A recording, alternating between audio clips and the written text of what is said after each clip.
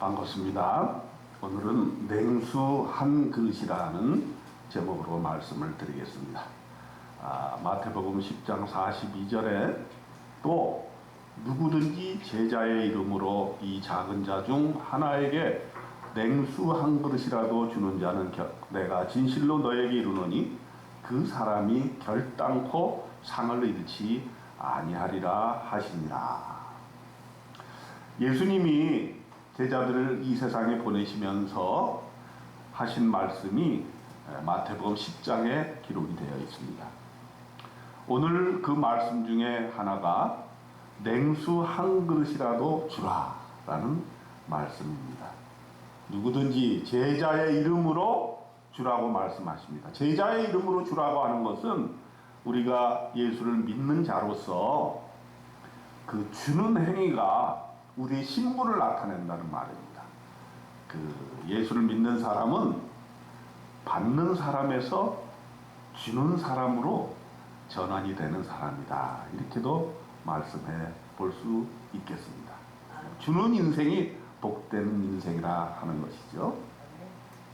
그 다음에 주는 대상은 이 작은 자 중에 하나에게 주라 이렇게 말씀하셨거든요. 큰 자에게 주면은 그것이 큰 효과를 나타내지 못한다는 거예요. 큰 자에게 준다는 것은 뭐냐면 그 사람에게 줌으로써 내가 어떤 이익을 좀 받을 수 있지 않겠나 하는 그런 동기가 생길 수 있다는 것입니다. 그래서 우리는 진정성 있게 주기 위해서는 될 수 있으면 작은 자, 소외된 자, 어려운 사람에게 주라 이렇게 말씀하시고 또 대가 없이 주라고 하는 말씀인 것이죠. 그래서 이 10장 8절에 보면은 너희가 거저 받았으니 거저 주라 이렇게 말씀을 하십니다. 여러분 우리 교회 이렇게 오다 보면은 계단에 내려오면 중간쯤에 헬라어가 하나 붙어 있을 겁니다. 그게 바로 이 말씀인데요. 도레안 엘라베테 도레안 도테 이런 말입니다. 거저 받았으니 거저 주라 그런 말이에요.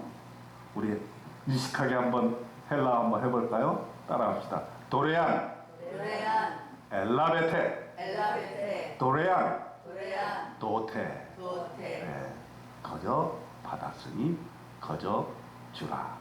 예수님께서 제자들을 불러 모아서 세상에 파송하시면서 제일 먼저 하신 말씀이에요. 거저 받았으니 거저 주라. 전제 조건이 뭡니까? 거저 받았다는 거예요. 우리가 거저 받았다는 거예요. 우리가 예수 믿고 구원받게 되면 제일 먼저 큰 감동이 몰려오는데 그것이 뭐냐면 나에게 있는 모든 것이 하나님께로부터 왔다 하는 것을 우리가 알게 되는 것이에요. 그리고 우리가 주기 전에 먼저 나 자신이 많이 받았다는 것을 알아야 되는 거예요. 여러분 왜 예수님께서 냉수 한 그릇이라도 주라 이렇게 말씀하셨습니다. 냉수 한 그릇을 준다라고 하는 것은 가장 작은 것을 주는 거예요. 그죠? 가장 작은 것. 누구도 변명치 못해. 이 세상 사람 어느 누구도 냉수 한 그릇을 줄 수 없는 사람은 아무도 없는 것이에요. 그렇기 때문에 우리가 주는 삶을 산다라고 하는 것은 변명할 수 없다는 거예요. 냉수 한 그릇이라도 줄 수 있는 사람. 그런데 그 전제 조건은 이미 나에게 있는 것이 그것이 작건 크건 많건 적건 위대하건 하찮은 것 다 하나님께서 나에게 주셨다는 사실이에요. 그것도 거저 하나님께서 은혜로 주셨다라고 하는 것이죠. 그런데 우리는 인생을 살다 보면 나에게 있는 것을 하찮게 여기는 경향이 많아요.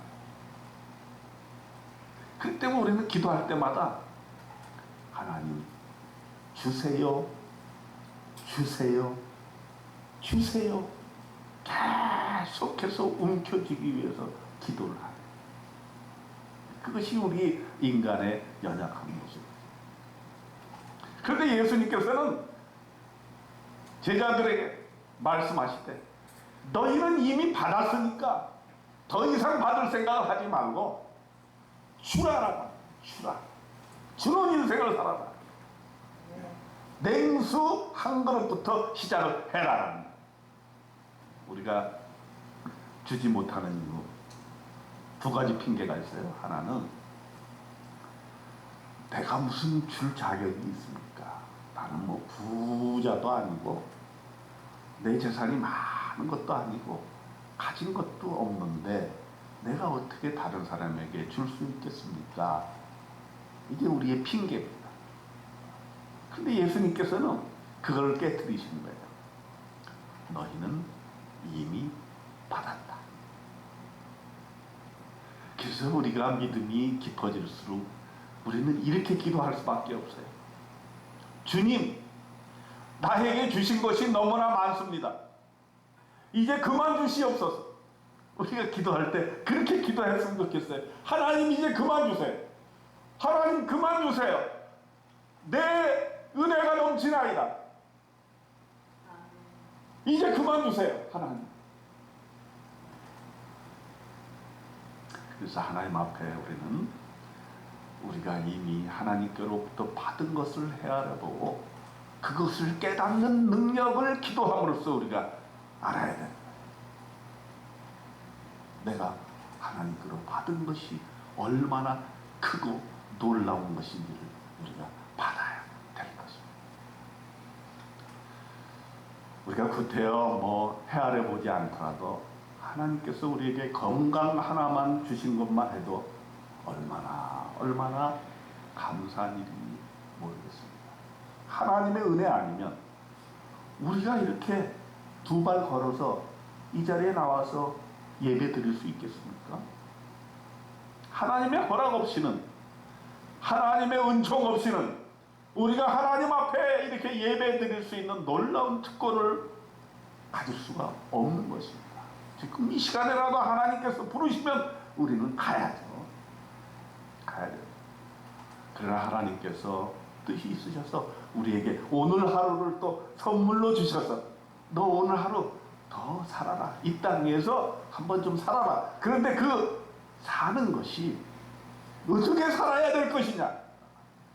그 사는 것은 내가 움켜주는 것이 아니라, 내가 조금이라도 더 가지려고 하는 것이 아니라, 내가 다른 사람에게 무엇을 베풀 것인가를 고민하고 그 사람에게 냉수 한 그릇부터 시작해서 주려고 하는 그런 마음의 자세를 가져라. 이렇게 우리에게 말씀해 주시는 것을 우리가 기억해야 될 줄로 압니다. 예수 믿고 나면 우리의 인생관이 바뀌게 되는 것이죠. 우리는 엄청난 것을 거저받았다는 것을 알고 우리의 생명, 우리의 건강, 우리의 재산, 우리가 가진 모든 것은 하나님께서 은혜로 주셨다는 것을 우리가 깨달아 아는 것. 그리고 그것을 발견하는 능력이 생기는 것이 바로 믿음인 것이에요.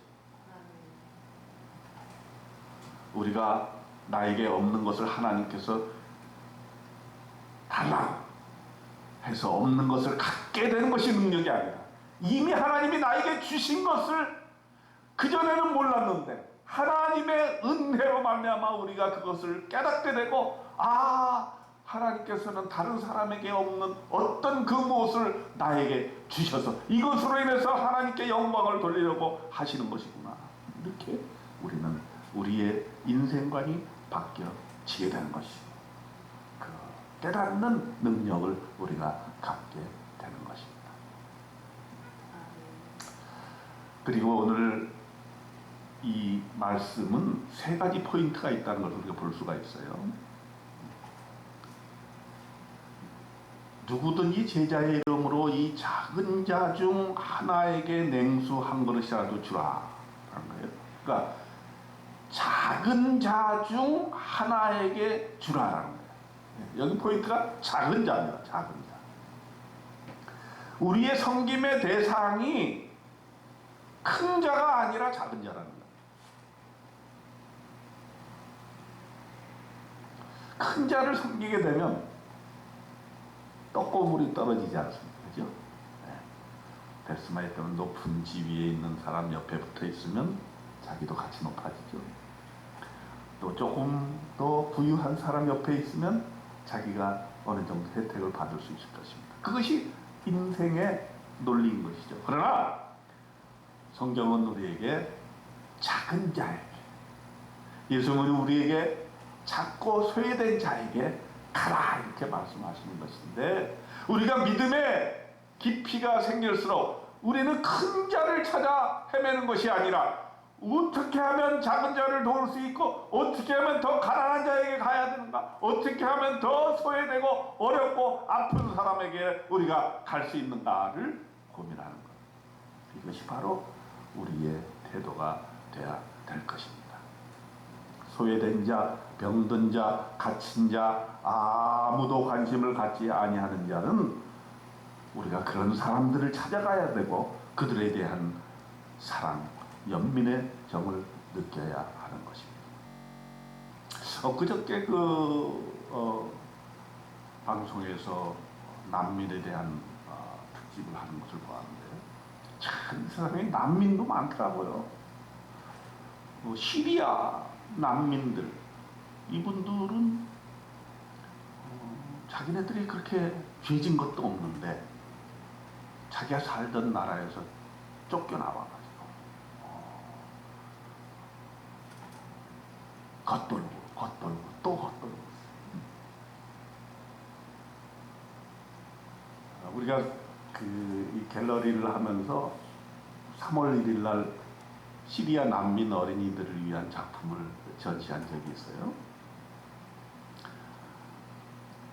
근데 참 예수를 믿고 마음에 감동이 생긴 그런 미술하는 사람들 중에 자기가 가지고 있는 이 재능을 여기서만 이렇게 쓸 수 없다. 가장 가난하고 어렵고 소외된 사람에게 가서 이것을 좀 활용을 해서 내가 일을 좀 해야 되겠다. 그래서 시리아 난민 어린이들에게 가서 미술로 봉사를 해가지고 시리아 난민 아이들이 그림을 그린 거, 그것을 가지고 와서 여기서 이렇게 전시를 하고 우리가 시리아를 위해서 함께 기도했던 그런 기억이 있습니다. 그런데 예상외로 그런 난민들이 너무너무 많아요. 너무너무 많아요. 태국에도 난민들이 있더라고요. 보니까 그 미얀마에서 군부 독재에 시달려가지고 거기에 생명을 유지하고자 도망쳐 나와가지고 태국 국경을 넘어가지고 거기에 난민촌이 있는데 거기에 들어가게 되면 나와서 무슨 돈을 벌거나 이렇게 할 수가 없대요. 그냥 난민촌에 갇혀 있어야 된다. 참으로 어려운 삶을 살고 있는 것을 보게 돼요. 근데 제가 하나 감동적이었던 것은 세상에 있는 여러 나라 중에서 난민을 가장 인격적으로 대우를 하고 그들에게 기회를 주는 나라가 어느 나라인가? 어느 나라 같아요? 네? 한국? 네, 한국 아직 뭐 그렇게까지는 안 되는 것 같아요. 이스라엘. 이스라엘? 이스라엘도 아닌 것 같아요. 독일이랍니다. 독일. 우리가 언뜻 생각하기엔 독일 난민을 좀 거부할 것 같은 그런 느낌이 있는 나라인데 모르겠어요. 그들이 예전에 그 유대인들을 학대하고 또 자기네 게르만 민족만이 최고의 그런 민족이라는 그런 자부심, 그것이 엉뚱한 방향으로 흘러가지고 유대인을 600만이나 학살하는 그러한 큰 죄를 범했기 때문에 그 국민들이 자각을 하고 우리는 그렇게 해서는 안 된다 하는 그것이 있었는지 모르겠어요. 그러나 통계치를 보니까 독일로 난민이 자기 생명을 보전하기 위해서 들어오게만 되면은 한 4단계, 5단계로 이걸 추려가지고 어떻게든지 살게는 해준다. 그래서 뭐 1단계는 와서 영주 자격을 가지고 동등하게 대우를 받게 이렇게 살 수 있게 해주고, 그 자격이 안 되면 그 다음에는 그래도 일을 할 수 있게 해주면서 한 6개월간 공부시키고 자격증을 따게 하고 한 5년 동안 훈련을 시킨 다음에 그 다음에 영주할 수 있는 자격을 준다든가. 막 그것도 안 되면 그래도 먹고는 살게 해준다. 절대로 그 사람이 소외되어가지고 자기 생명을 유지할 수 없게끔 하는 그것은 하지 않는다. 그래서 많은 난민들이 사실은 독일을 가고 싶어 한대. 우리나라도 요즘 난민들이 들어오긴 합니다만은 아직도 우리나라는 그렇게 많이들 이렇게 허용해주지 않고 또 까다롭다고 해요. 그런데 그 독일에 그 이민청 관계자가 이렇게 인터뷰를 하는데, 도대체 자기 나라, 자기 민족이라는 게 뭐냐 이게. 응? 독일이라는 나라가 뭐냐. 와서 살면 독일인이 되는 거다. 와서 같이 더불어 살면 그것은 독일 민족이 되는 것이다. 그렇게 얘기를 하더라고요. 참 놀라운 건데, 저는 거기서 이건 바로 성서적인 생각 아닌가 이런 생각을 해봐요. 누구나 그리스도 안에 있으면 새로운 피조물이다. 남자나 여자나 종이나 자유자나 헬라인이나 유대인이나 주 예수 그리스도 안에 있으면 하나다.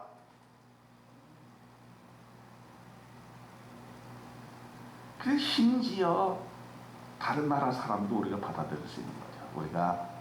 우리 수요일날 이렇게 유학생을 위해서 기도하고 있는 이유가 뭡니까? 그들도 우리와 똑같은 하나님의 피조물입니다. 하나님이 사랑하시는 자예요. 그들이 여기 와서 공부하고 여기 와서 코리안 드림을 이루고자 할 때에 그들은 우리와 똑같은 존재라는 것을 인정하고, 그들이 한국에 있는 동안 복음을 전해서 예수 그리스도를 믿게 하고, 그들이 이 믿은 예수 그리스도를 자기의 본국에 돌아가서 자기 민족을 구원하는 일에 하나님의 도구가 되어서 살아나갔으면 좋겠다 하는 것이 우리 유학생 선교 기도회의 하나의 기도의 목적인 것입니다. 오늘이 599회예요. 다음 주가 600회입니다. 그래서 다음 주는 좀 특별한 강사를 모시고 우리가 한번 600회 잔치를 한번 하려고 하는데, 600회면 매주 한 차례씩 했으니까 우리가 2012년도 1월 3일 날 시작을 했어요. 그렇게 해서 수많은 분들이 함께 기도에 동참을. 여기 번호를 보니까 250번까지 나와 있어요. 그 중에 이렇게 공란이 이렇게 있죠. 여기 주부에 보시면은 그분들은 돌아가신 분들이. 제가 봤을 때는 순교라고 생각을 해요. 어떤 분은 캄보디아에서 복음을 전하시다가 코로나 때 돌아가신 분도 있고, 어떤 분은 일본에서 돌아가신 분도 있어요. 다 저는 순교라고 생각을 합니다. 여기 이름이 기록된 분들 말고도 또 많은 분들이 우리와 함께 기도를 하고 있는데, 뭐 다른 나라에서도 같이 기도를 해요. 요즘 인터넷이 발전이 됐기 때문에 공간을 넘어서서 우리가 함께 기도할 수 있는 것입니다. 근데 하나님께서 우리에게 이런 기도할 수 있는 기회를 주셔서 이제 600회 동안 우리가 한 주도 쉬지 아니하고 기도하고 또 하나님께 우리가 이렇게 요청을 드리는 것은 그 최대의 목적이 무엇이냐? 한국에 들어와 있는 외국인들, 그 중에서도 특별히 공부하러 온 외국인 학생들이 와 있는 동안 자기 자신의 꿈을 이룰 뿐만 아니라 그들이 왜 한국을 찾아왔겠어요? 예전에는 한국이라는 나라를 몰랐지만 이제 한국이라는 나라가 너무나 유명해졌고 K컬처가 있고 한국말을 배우고 싶어하고 한국의 연예인들을 좋아하고 홍대를 사랑하고 그래서 한국에 가서 한국말을 배우고 홍대에 가서 좀 놀아보면 좋겠다 하는 생각을 가지고 오는데 여기에 와 있는 동안 하나님을 만나면 얼마나 좋겠는가 하는 것이죠. 여기에 와 있는 동안 예수님을 만나면 얼마나 좋겠는가 하는 것이죠. 그래서 많은 사역자들이 힘을 합쳐서 그들을 전도하고 그들을 사역하고 그들을 훈련시키고 또 그들이 본국에 가서 복음을 전할 수 있게끔 우리가 이렇게 옆에서 기도해주고 도와주고 연결해주고 이렇게 하는 것입니다. 하나님께서 이 일을 시작하셨고 또 이 일을 계속하게 하시고 주님 오시는 그날까지 이 기도회를 멈추지 말라고 해서 벌써 600회가 된 것. 저는 여러분과 함께 하나님 앞에 감사와 찬양과 영광을 올려드립니다. 이게 바로 우리나라에서는 이런 분들이 작은 자가 되는 거죠. 이런 분들은 한국말도 모르고 한국 음식도 모르고 한국에 친구도 없고 외롭고 어려운 상황에 있습니다. 누구나 다 큰 자만을 찾고 크게 되기만을 원한다면 이 세상은 큰 자만이 지배하는 세상이 될 것입니다. 우리가 그렇게 노력하지 않아도 이 세상은 이미 큰 자들이 판을 치는 세상 아닙니까? 그러니까 예수님께서는 제자들을 보내시면서 큰 자에게는 네가 관심을 가지지 말고 너는 내 제자로서 작은 자에게로 가라 이렇게 말씀하시는 거예요. 작은 자에게로 가서 냉수 한 그릇이라도 주어야 한다. 누가 과연 이 세상에서 소외된 자, 작은 자의 친구가 될 것이냐? 그것은 당연히 우리 예수 믿는 사람이 그렇게 돼야 될 것입니다. 예수님의 제자인 우리도 소외된 자, 가난한 자, 작은 자를 찾아 그들의 친구가 됨이 마땅한 것입니다. 하나님께서 우리를 부르신 이유, 우리로 하여금 가장 가난하고 가장 작은 자를 찾아 나서서 그들에게 냉수 한 것이라도 주는 그런 삶을 살아라. 이렇게 오늘 말씀해 주고 계십니다. 그 다음에 오늘 본문에서 또 하나 중요한 사실은 작은 자 중 하나에게 냉수한 것을 주라. 하나에게라고 강조가 되어 있습니다. 하나에게. 작은 자 중에 하나에게 냉수한 것을 주라라고 하는 것은 많은 사람에게 주려고 하는 유혹을 잘 다스려야 하겠다. 우리는 많은 걸 좋아하잖아요. 많고 큰 걸 좋아해요. 그죠? 네. 그래서 교회도 커야 되고 성도도 많아야 되고 재산도 많아야 되고 그래야만 뭔 일을 할 수 있다고 생각하는데 예수님은 그렇게 생각하지 않으신다.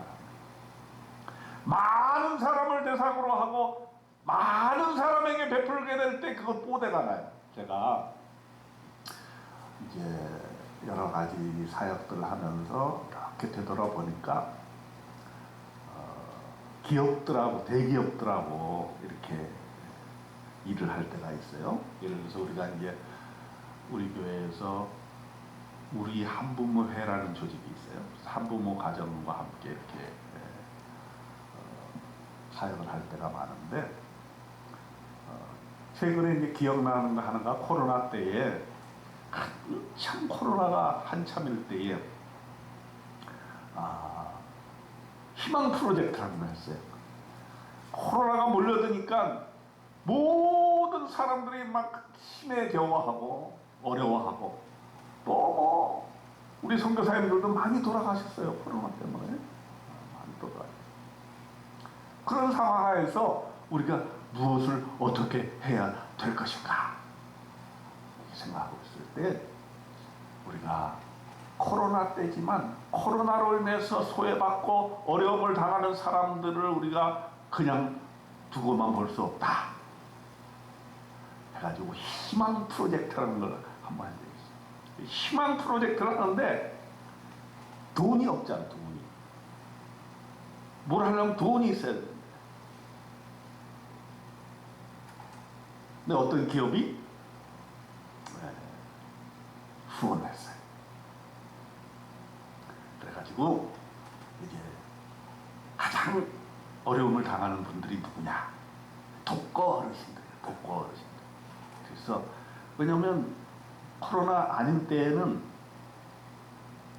나와서 복지관에서 밥 한 끼라도 따뜻하게 먹음으로써 한 끼만 제대로 먹어도 살 수 있어요. 그죠? 노인들이.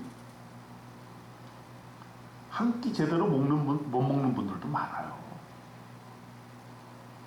그저 밥 차려 먹기 싫으니까 그저 밥에다 김치 얹어서 또 국에 말아서 그냥 후루룩 먹고 마는 거죠.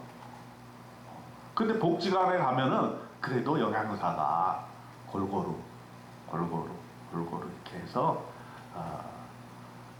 어르신들이 영양을 유지할 수 있게 이렇게 해줘요. 그래서 한 끼만 먹어도 든든하고 하루를 살 힘이 생기는 거죠. 그런데 코로나가 되니까 다 문을 닫아버려요. 감염의 위험이 있으니까 어디 밥을 줘요. 다 문을 닫아요.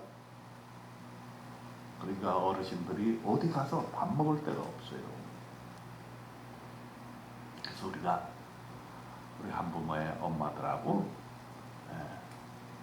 좀 우리가 배달을 좀 하자.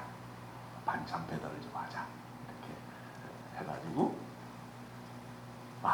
겨울에 시작을 했는데요. 얼마나 추운지 영하 막 20도 되는 그런 추위 속에서도 이렇게 반찬을 만들어서 집에 이렇게 배달을 해드리고 안부를 묻고 또 밥만 먹는 게 아니라 대화를 해요. 대화에 목말라 계시고 소외되고 홀로 사시니까 얼마나 외롭습니까? 말해줄 사람이 없는 거죠. 말동무가 필요한 거죠. 그래서 말동무도 돼드리고 인생 여정에 대해서 다 그 말을 다 듣고 어떤 분들은 나는 집이 5채가 있었는데 다 사기꾼한테 농락당해가지고 재판비용으로 다 들어가고 이제는 살 희망이 없다 이런 분도 계시고 또 자녀들에게 제대로 대우받지 못하고 자녀들이 다 살아있음에도 불구하고 자녀들에게 배신당해서 그 배신당한 그것 때문에 병이 돼가지고 끙끙 앓고 계시는 그런 분도 계시고 그렇게 해서 이렇게 하는데 내 기업 얘기하다 그 얘기했어. 기업들은 뭡니까? 왜 그런 일을 하겠어요? 사회 공헌 이것이 중요하거든요. 기업의 이미지하고 관련이 있거든요. 그렇기 때문에 이것을 가능한 많은 사람들에게 많이 소문을 내서 이렇게 하는 것이 기업의 홍보 효과가 있는 것이죠. 그래서 우리가 그거 할 때 그것이 참 어려움이 있었어요. 우리는 소문내지 않고 가능하면 작은 사람들에게 될 수만 있으면 정성을 들여서 이렇게 하고 싶은데 많은 사람에게 많이 해라 이렇게 얘기할 때에 참 어려움이 있었어요.